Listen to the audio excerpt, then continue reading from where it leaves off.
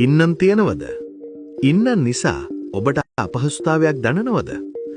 ආයුර්වේදයේ පැරණි ස්වභාවික අත් බෙහෙත් ක්‍රම කිහිපයක් අද ඔබට කියලා දෙන්නම්. පළමුව, රතු ලුණු ගෙඩියක් කපා ඒට කනහුණු ස්වල්පයක් එක් කර ඉන්නන් මතු පිට ගන්න. දෙවැනි ක්‍රමය, දියලබු කැරට් ලුණු වතුරෙන් අඹරා ඉන්නන් මත ගන්න.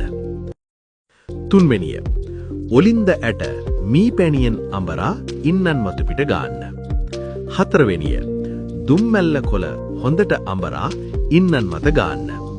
පස්වෙනි ක්‍රමය, හුණු ස්වල්පයක් දෙහි ඇඹුල් ස්වල්පයක් සමග මිශ්‍ර කර ඉන්නන් මතු පිට ගන්න. මෙම ප්‍රතිකාර ඉන්නන් සම්පූර්ණයෙන් හැලෙන තෙක් භාවිතා කරන්න. ස්වභාවික ප්‍රතිකාර ඉවසීමත් සමග කළහොත් හොඳ ප්‍රතිඵල ලබාගත හැක. ඔබේ සෞඛ්‍ය ඔබේ අතේ.